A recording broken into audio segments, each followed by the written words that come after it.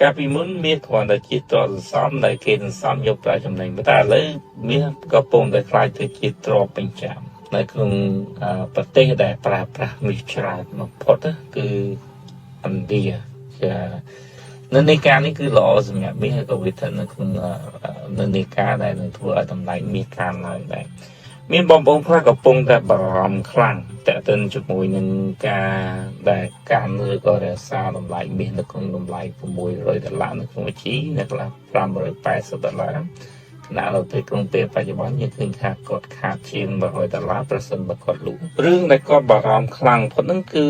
តើវាចុះថោកជាងនឹងទៀតអត់មែនទេទៅធម្មតាអ្នកដែលគាត់ចូលទៅក្នុងតម្លៃខ្ពស់យើងគាត់រំពឹងអំពីផលចំណេញក្នុងរយៈពេលឆាប់ធម្មតានៅពេលតម្លៃខ្ពស់យើងឃើញថាមានការតាក់ទាញមានការភ្ញាក់ផ្អើលច្រើនដូចខ្ញុំជម្រាបជូនបងប្អូនណាសូម្បីតែរឿងកំ pl ក៏គេលេងអំពីតម្លៃមាសដែរជើងតម្លៃមាសដែរបងប្អូនចូលទិញនឹងងាយធ្លាក់នៅក្នុង supportive ឬក៏ធ្លាក់នៅក្នុង correction មួយមុនការឡើងមកវិញរបស់វាបច្ចុប្បន្នគឺជាតម្លៃសន្សំនៅក្នុងការដែលយើងចង់បានផលចំណេញនៅក្នុងរយៈពេល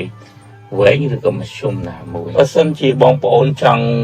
បានប្រាក់មកវិញហើយមិនទាន់មានការប្រញាប់ទេបងប្អូនអាចប្រឈមជាមួយនឹងការខាតតែបើសិនបងប្អូនមានការប្រញាប់ប្រាក់បងប្អូនអាចលក់នៅក្នុងចំនួនខ្លះទៅតែបើសិនជាបងប្អូនមិនត្រូវការប្រញាប់ប្រាក់ទេបងប្អូនទុកទៅនៅក្នុងឆ្នាំ2027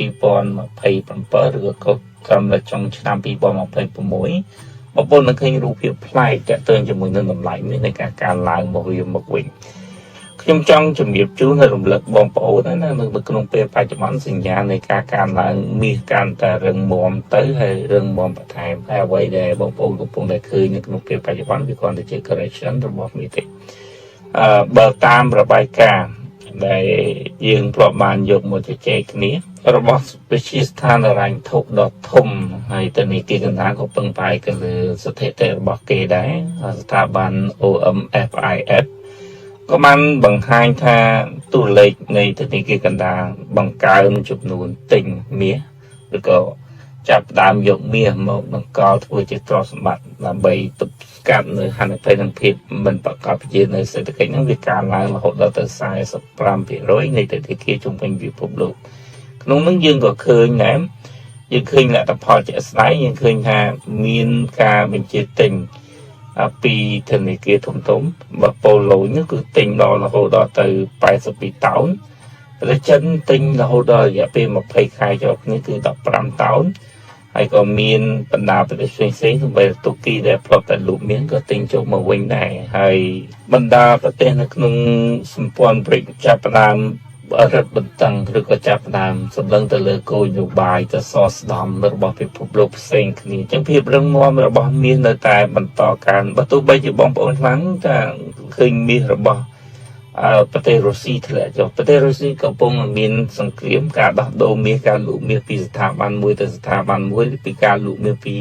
ប្រព័ន្ធរដ្ឋរបស់ប្រទេសរុស្ស៊ីទៅវិស័យឯកជនឬក៏ប្រព័ន្ធរដ្ឋទៅប្រព័ន្ធរដ្ឋហ្នឹងគឺជារឿងសាមញ្ញទេរបស់រុស្ស៊ីអញ្ចឹងมันមានជាបញ្ហាអីនោះទេសម្រាប់នៃការបារម្ភថាតម្លៃមាសអាចនឹងមានបញ្ហាសូម្បីតែការពិភាក្សាធំឥឡូវចាប់ផ្ដើមមានសិទ្ធិនិយមខ្ពស់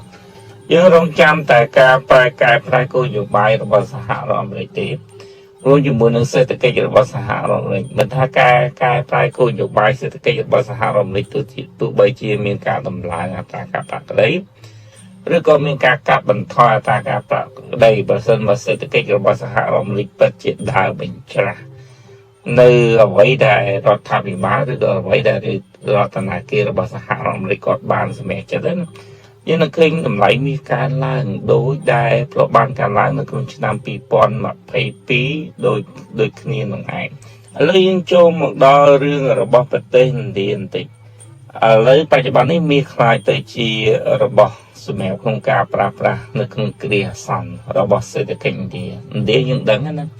រយៈចុងក្រោយហ្នឹងឥណ្ឌារដ្ឋបិទខ្លាំងតែទៅជាមួយនឹងការផ្អាកស្នើសុំឲ្យប្រជាពលរដ្ឋរបស់ខ្លួនផ្អាកទិញមាសរយៈពេល1ឆ្នាំហើយរដ្ឋាភិបាលរបស់ប្រទេសឥណ្ឌាហ្នឹង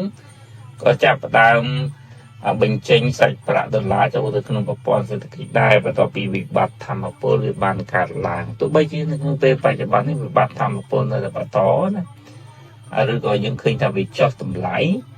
តែមែនតើទៅអាភិបនៅពីក្រោយខាងខ្នងនៃការកាត់ផ្ដាច់នៃសង្វាក់ផលិតកម្មនៅការផ្គត់ផ្គង់វានៅតែតែទេព្រោះថាវាធ្លាក់ដោយសារតែប្រទេសចិនបានកាត់បន្ថយនៃការបញ្ជាទិញប្រេងរហូតដល់ទៅ5 លានបារ៉ែលនៅក្នុងមួយថ្ងៃតែកន្លងមកប្រទេសចិនប្រើប្រេងប្រហែលជា10 ទៅ 11 លានបារ៉ែលចិនធ្វើបែបនេះគឺដើម្បីការពារតម្លៃផលិតដើមរបស់ខ្លួនមកក្នុងការដែលចិនក៏ទប់ស្កាត់អស់ហើយគាត់បញ្ចេញស្តុកប្រេងរបស់គាត់អស់ហើយឬក៏វិស័យធម្មពលរបស់គាត់គឺធម្មពលបៃតងរបស់គាត់មិនអាចទប់ស្កាត់ទេចិនងាកត្រឡប់មកបញ្ជាទិញ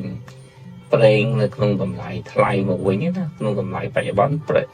តម្លៃប្រេងនឹងឡើងថ្លៃមកវិញហើយអញ្ចឹងបណ្ដាប្រទេសមួយចំនួនក៏នៅតែជាបញ្ហាដែរអញ្ចឹងប្រទេសឥណ្ឌានៅក្នុងពេលបច្ចុប្បន្ននេះមានបានដើរតួយ៉ាងសំខាន់ជួយទៅក្នុងសេដ្ឋកិច្ចរបស់ប្រទេសឥណ្ឌានៅពេលដែលសេដ្ឋកិច្ចកំពុងតែជួបនៅវិបត្តិអតិផរណាដូចដែលខ្ញុំជំរាបនៅពេលដែលសេដ្ឋកិច្ចលំបាត់រដ្ឋាភិបាលអាចនឹងចាក់បញ្ចូលសាច់ប្រាក់ឬក៏ទម្លាក់អត្រាការប្រាក់បើសិនបើមិនមានផលប៉ះពាល់ពីផ្នែកខាងក្រៅទេតែបើសិនជាសេដ្ឋកិច្ចលំបាកដោយសារតែអតិផរណាកើនឡើងខ្ពស់ណារដ្ឋាភិបាលត្រូវបង្ខំចិត្តក្នុងការរដ្ឋបတ်ការផ្ដល់ប្រាក់ជំនួយចំណូលរបស់ប្រជាពលរដ្ឋធ្លាក់ហើយការរដ្ឋបတ်ប្រាក់ជំនួយពីរដ្ឋាភិបាលឬក៏កម្ចីពីរដ្ឋាភិបាលហ្នឹងកើនឡើងមកទៀតហើយចំណូលដែលគាត់រកខ្លួនឯងក៏ពិបាកអញ្ចឹងនៅក្នុងពេលបច្ចុប្បន្ននេះឥណ្ឌាបានរដ្ឋបတ်ទៅលើការផ្ដល់ឥណទាន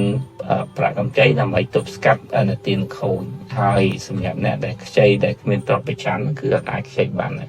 តែគួរឲ្យរឿងគួរឲ្យភ្ញាក់ផ្អើលគឺពលរដ្ឋឥណ្ឌាបច្ចុប្បន្ននេះកំពុងតែទទួលបានសំណាងតាមរយៈការសន្សំមាសរបស់ពួកខ្លួនជាប្រជុំពលរដ្ឋឥណ្ឌាអាចមានមាសជាទឹកប្រាក់ក្នុងមួយគ្រួសារអាចមានប្រមាណជា$10,000នៃតម្លៃមាសដែលខ្លួនមានហើយបើយើងប៉ាន់ប្រមាណអំពីមាសរបស់ពលរដ្ឋឥណ្ឌាដែលកំពុងតែកាន់កាប់តាមរយៈគ្រឿងអលង្ការនឹងមានប្រមាណជា25,000ទៅ35,000តោនតួលេខនេះស្ដាប់មកសម្បើមភ្ញាក់ផ្អើលបងប្អូនហើយច្រើនណាស់ហើយបើប៉ាន់ប្រមាណជាទឹកប្រាក់គឺរហូតដល់ទៅ$5 trillionបងប្អូនអាច research បន្ថែមនៅតួលេខដែលខ្ញុំជំរាបជូនណាខ្ញុំបានផ្ទៀងផ្ទាត់តួលេខនឹងច្រើនដល់ហើយព្រោះឃើញវាច្រើនពេកអញ្ចឹងពលរដ្ឋឥណ្ឌាក៏ច្រើនដែរអញ្ចឹងចំនួនតួលេខនឹងតាមរយៈគ្រឿងអលង្ការវាអាចស្ថិតនៅក្នុងកម្រិតហ្នឹងតែទៅជាមួយនឹងការយកទ្រព្យដែលជាមាសហ្នឹងយកទៅបញ្ចាំងបានធ្វើឲ្យអនុទានដែលផ្ដល់តាមរយៈគ្រឹះស្ថានអនុទានស្របច្បាប់ឲ្យទទួលប្រចាំមាសឬក៏ទទួលផ្ដល់ប្រាក់កម្ចីតាមរយៈការដាក់មាសជាទ្រព្យប្រចាំដូចយើងយកដាក់ផ្ទះដែរហ្នឹងជាមួយនឹងអត្រាការប្រាក់ថេររបស់គេហ្នឹងគឺការឡើងរហូតដល់ទៅ125% នៃកម្ចីដែលពួកគាត់ត្រូវការយកមកដោះស្រាយបញ្ហាជីវភាពបើអាជីវកម្មខ្នាតតូចនឹងជួយទៅដល់រឿងរ៉ាវនៃកសិកម្មយ៉ាងណាពលរដ្ឋឥណ្ឌាធ្វើកសិកម្មច្រើនហើយរដ្ឋដែលមានអនុទានខ្ពស់ជាងគេគឺមាន5រដ្ឋហើយរដ្ឋនាំមុខជាងគេគឺរដ្ឋថ្មិលបងប្អូនប្រាប់ស្គាល់ពាក្យថ្មិលណាតាមមីលណាឌូខ្មែរយើងហៅថាថ្មិលជាជនជាតិថ្មិលហ្នឹងក៏ទទួលឥទ្ធិពលព្រហ្មញ្ញសាសនាក្រោយគេបន្តិចហើយបន្តមកទៀតនៅពេលដែលការផ្សព្វផ្សាយពុទ្ធសាសនាទៅដល់ពួកគាត់រៀងរឹងទៅទាំងអញ្ចឹងពីដើមអ្នកដែលមិនមានសាសនាដូចអ្នកមិនសូវចូលសាលាអញ្ចឹងឥឡូវពាក្យអ្នកមិនសូវចូលសាលានៅក្នុងពេលបច្ចុប្បន្នហ្នឹងគឺគេមិនប្រើតែវិជាពាក្យឬហៅណា